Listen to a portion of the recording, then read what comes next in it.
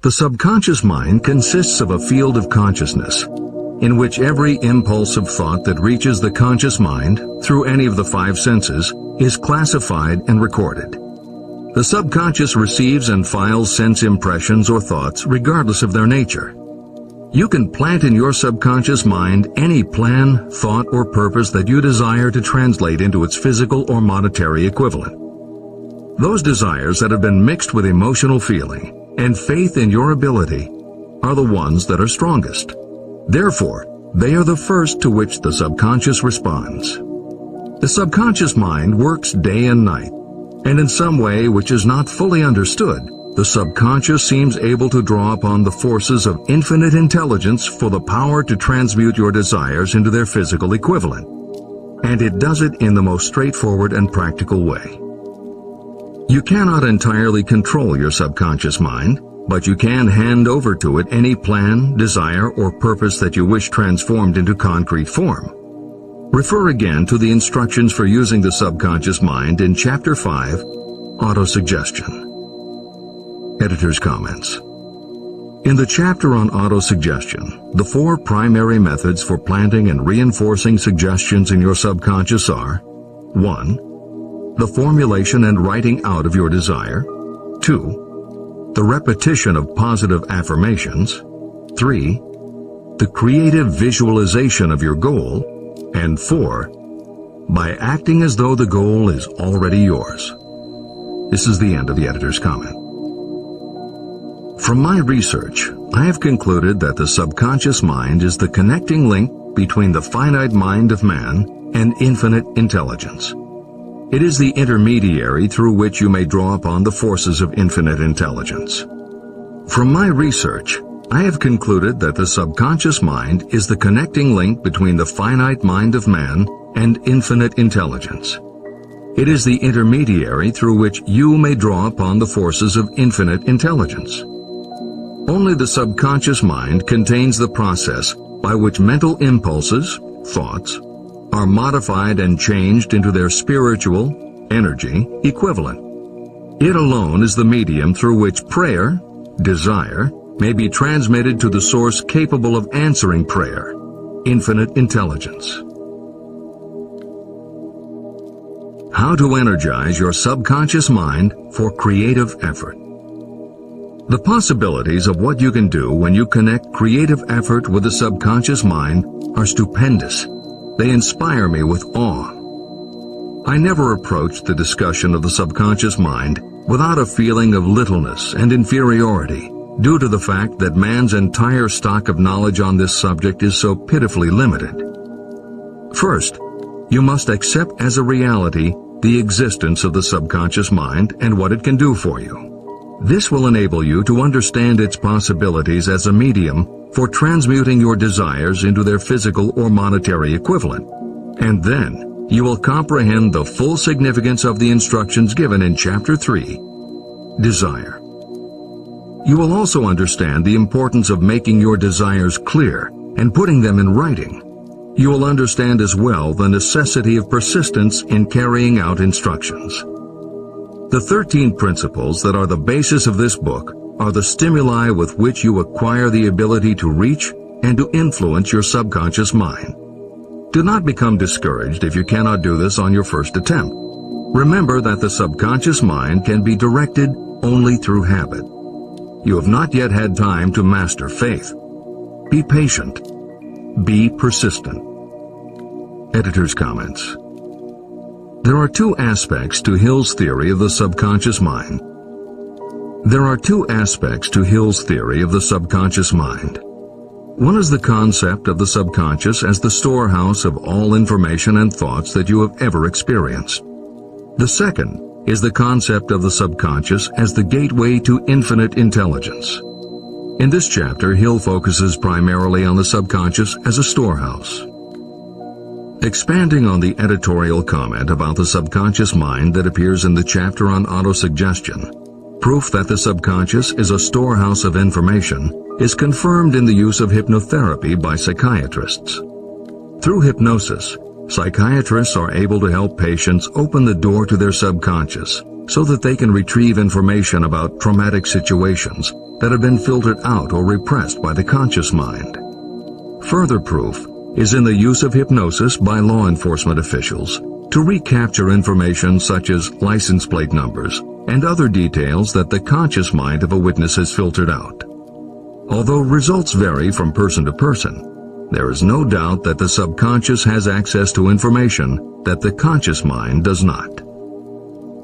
This storehouse aspect of the subconscious is what accounts for some ideas that come to us through creative imagination. In some instances, bits of information and ideas that our conscious mind has forgotten will connect with each other on a subconscious level to create a new idea. And that idea will be received by our creative intelligence, which presents it to us as a flash of inspiration. You can't completely control this process, but you can condition yourself to come up with more and better ideas. It is a fact that a traumatic experience, the result of which creates a strongly planted idea, can influence the way a person thinks and acts. If that is true, then by intentionally using all of your efforts to powerfully plant an idea in your subconscious, you should be able to create what would amount to a good traumatic experience that will influence the way you think and act in a positive way. This is exactly how you develop what Hill calls a money consciousness. If you do everything within your power to strongly, firmly, and with complete faith and conviction plant the idea that you will be successful and achieve your desire, your subconscious will accept and store that idea. If you have planted the idea so strongly that it is the dominant idea in your subconscious, it will influence all of the other ideas and information stored there. When you have given your subconscious this specific direction that it did not have before, it will begin to put together pieces of information. And through your creative intelligence, you will find that you are coming up with more and better plans and ideas to accomplish your goal. But as Hill says, you can do this only through faith and habit. You must write out the affirmation of your goal, and you must repeat it aloud every day with absolute faith and conviction that you can achieve it. You must vividly and creatively visualize yourself achieving your goal, and you must do it every day.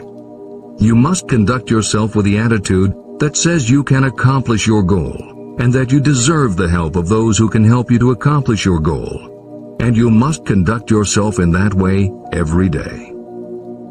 If you seriously commit yourself to doing these things, it will change the way you think and act. Your subconscious will do everything it can to transmute your desire into reality, and other people will want to do what they can to help you succeed. This is the end of the editor's comments. Many statements in the chapters on faith and on autosuggestion are repeated here for the benefit of your subconscious mind. Remember, your subconscious mind functions whether you make any effort to influence it or not. This means that thoughts of fear, poverty, and all negative ideas will affect your subconscious mind unless you master these impulses and give it more desirable food on which it may feed. The subconscious mind will not remain idle. If you don't plant desires in your subconscious mind, it will feed on the thoughts that reach it as the result of your neglect. Both negative and positive thoughts are reaching your subconscious mind continuously. These thoughts come from the four sources. 1. Consciously from other people. 2. Your subconscious. 3. Subconsciously from other people. And 4. Infinite intelligence. Every day, all kinds of thought impulses are reaching your subconscious mind without your knowledge. Some of these impulses are negative, some are positive. Right now, you should be specifically trying to shut off the flow of negative impulses and actively working to influence your subconscious mind through positive impulses of desire. When you achieve this, you will possess the key that unlocks the door to your subconscious mind. Moreover, you will control that door so completely that no undesirable thought may influence your subconscious mind. Everything that you create begins in the form of a thought impulse. You can create nothing that you do not first conceive as a thought. Through the aid of the imagination, thoughts may be assembled into plans. The imagination, when under your control, may be used to create plans or purposes that lead to success in your chosen occupation. All thoughts that you want to turn into success and have planted in the subconscious mind must pass through the imagination and be mixed with faith, your faith in your own abilities. The mixing of faith with a plan or purpose intended for submission to the subconscious mind can only be done through the imagination. From these statements, it should be clear that if you want to make use of your subconscious mind, it will call for the coordination and application of all 13 principles of success that are the basis of this book. Make your positive emotions work for you. The subconscious mind is more susceptible to influence by thought mixed with feeling or emotion than it is by thoughts originating solely in the reasoning portion of the mind. In fact, there is much evidence to support the theory that only emotionalized thoughts have any real influence on the subconscious mind. It is a fact that emotions or feelings rule the majority of people. If it is true that the subconscious mind responds better and faster to thoughts that are well mixed with emotion, it is essential to become familiar with the more important of the emotions.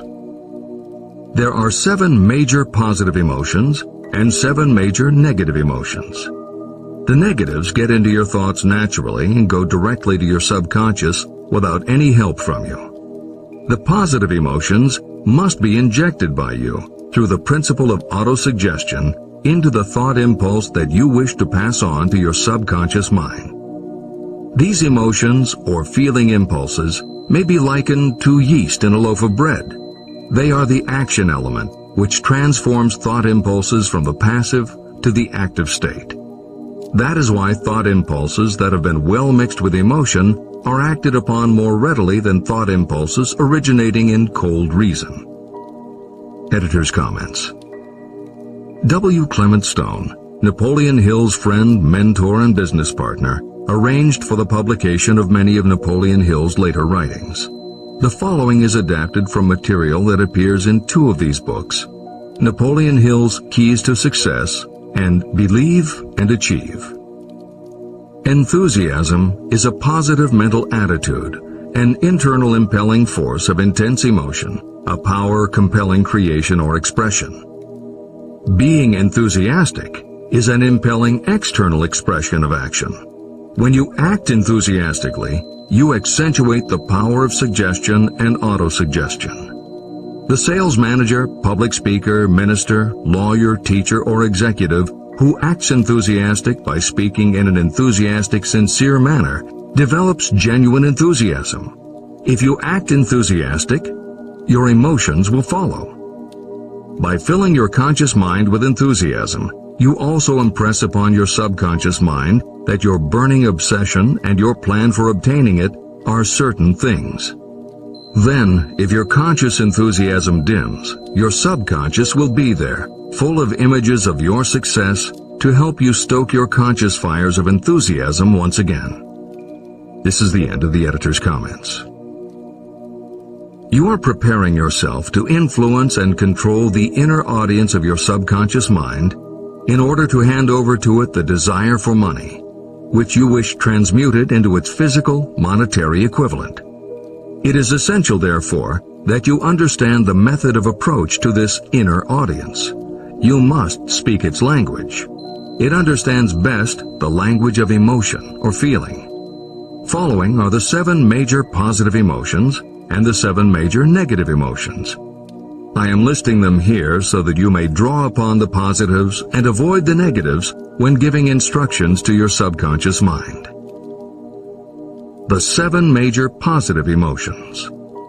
The emotion of desire, the emotion of faith, the emotion of love, the emotion of sex, the emotion of enthusiasm, the emotion of romance, the emotion of hope. There are other positive emotions, but these are the 7 most powerful and the ones most commonly used in creative effort. Master these 7 emotions. They can be mastered only by use, and the other positive emotions will be at your command when you need them.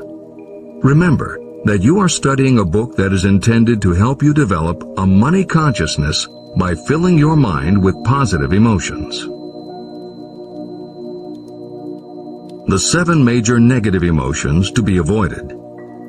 The emotion of fear, the emotion of jealousy, the emotion of hatred, the emotion of revenge, the emotion of greed, the emotion of superstition, the emotion of anger. Positive and negative emotions cannot occupy the mind at the same time. One or the other must dominate. It is your responsibility to make sure that positive emotions constitute the dominating influence of your mind. That is where the law of habit will help you. Form the habit of applying and using the positive emotions. Eventually, they will dominate your mind so completely that the negatives cannot enter it. Only by following these instructions literally and continuously can you gain control over your subconscious mind. The presence of a single negative in your conscious mind is sufficient to destroy all chances of constructive aid from your subconscious mind. Editor's comments. Napoleon Hill's concern about the susceptibility of the subconscious mind to negative thoughts, emotions, and comments is well known to professionals who work with these techniques. In clinical hypnotherapy, there is an axiom referred to as the law of reversed effect, which states that whenever there is a conflict between imagination and willpower, the imagination wins. When you attempt to plant an idea, if the subconscious already harbors a negative, trying to force the new idea has the reverse effect, because the subconscious becomes obsessed with defending its established negative idea. And the harder you try to do something, the more the subconscious resists, and the more difficult it becomes. Even the use of the word try is warned against, because it gives the suggestion to the subconscious of a preconceived failure. The concept of trying implies an ongoing effort. You don't want to try. You want to succeed. If you ask your subconscious to help you try, it may do just that. It may help you try, but it will prevent you from succeeding. Because if you did succeed, then it could no longer help you try, which is what you asked it to do. The cautionary note about using the word try is just one example of the care that should be taken when formulating affirmations and using autosuggestion. The following are some other rules of thumb that most modern experts agree on. 1. Affirmations should always be stated as a positive. Affirm what you do want, not what you don't want. 2. Affirmations work best when they are short and very clear about a single desired goal. Take the time to write, rewrite, and polish your affirmation until you can express your desire in a short statement of precise and well-chosen words. 3. Affirmations should be specific about the desired goal, but not about how to accomplish it. Your subconscious knows better than you what it can do and how it can do it. 4. Do not make unreasonable time demands.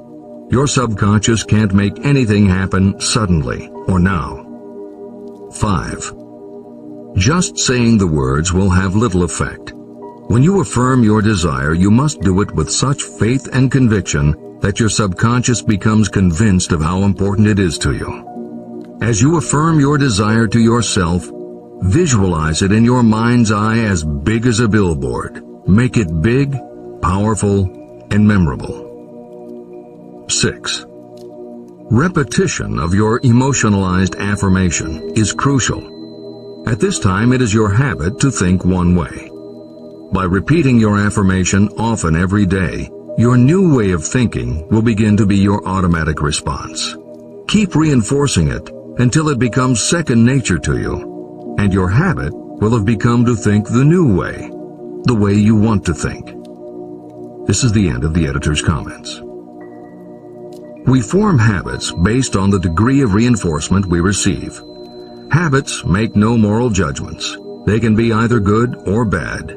Both are formed through repetition. If we try something and like the results, we repeat the action. You can replace negative thoughts with positive ones. You can replace inaction with action, and you can form any habit you choose. Your thoughts are the only thing that you can completely control if you choose to do so. You can control your thoughts to control your habits.